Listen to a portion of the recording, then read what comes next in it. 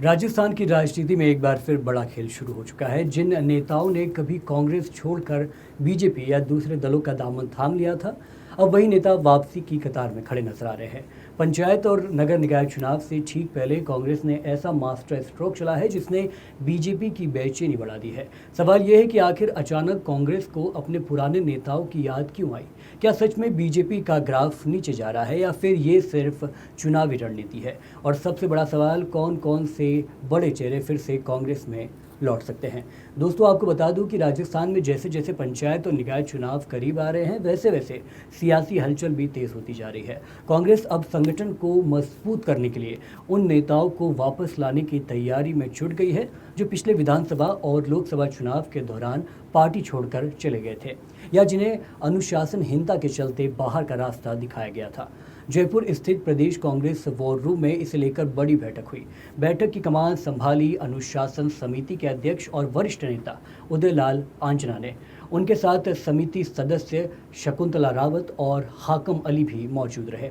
करीब 1 घंटे चली इस बैठक में 1 दर्जन से ज़्यादा नेताओं की घर वापसी को लेकर सहमति बनने की चर्चा है। सूत्रों का दावा है कि इनमें पूर्व विधायक, पूर्व पदाधिकारी, कुछ ऐसे चेहरे भी शामिल हैं जो इस वक्त बीजेपी में है लेकिन अब कांग्रेस में लौटने के संकेत दे रहे हैं।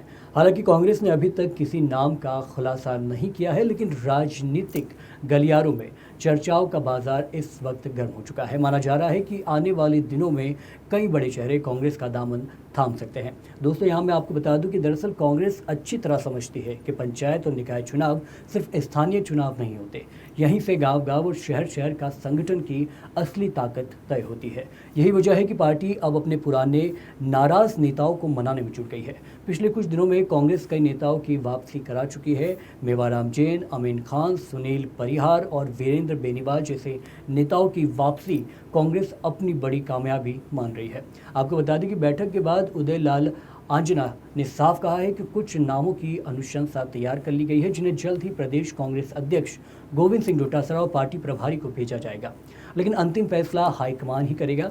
अंजना ने दावा किया है कि बीजेपी समेत दूसरे दलों के कई नेता कांग्रेस में आने के लिए संपर्क कर रहे हैं। इतना ही नहीं, उन्होंने बीजेपी पर बड़ा हमला बोलते हुए कहा कि राजस्थान ही नहीं बल्कि देश भर में बीजेपी का ग्राफ गिर रहा है और यही वजह है कि नेता अब कांग्रेस की तरफ लौट रहे हैं। लेकिन राजनीति में घर वापसी सिर्फ नेताओं की वापसी नहीं होती, इसके साथ लौटती है पुरानी नाराजगियां, पुराने समीकरण और साथ ही साथ पुरानी महत्वाकांक्षाएं भी। ऐसे में बड़ा सवाल यही है कि क्या कांग्रेस का ये दाव चुनावी गेम चेंजर साबित होगा या फिर पार्टी के भीतर नई गुटबाजी को जन्म देगा? क्योंकि जिन नेताओं को कमी या कभी बाहर किया गया था, उनकी वापसी पुराने कार्यकर्ताओं के लिए नाराजगी भी बढ़ा सकती है।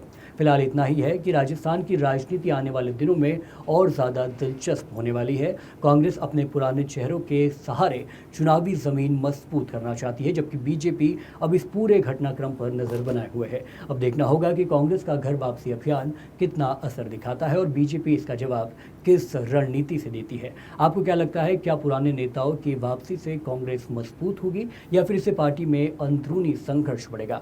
अपनी राय हमें कमेंट बॉक्स में ज़रूर बताइए। अगर आपको ये खबर पसंद आए, ये वीडियो पसंद आए तो इसको सबसे ज़्यादा लाइक करें, शेयर करें, चैनल को सब्सक्राइब करना बिल्कुल ना भूलें। बहुत बहुत शुक्रिया।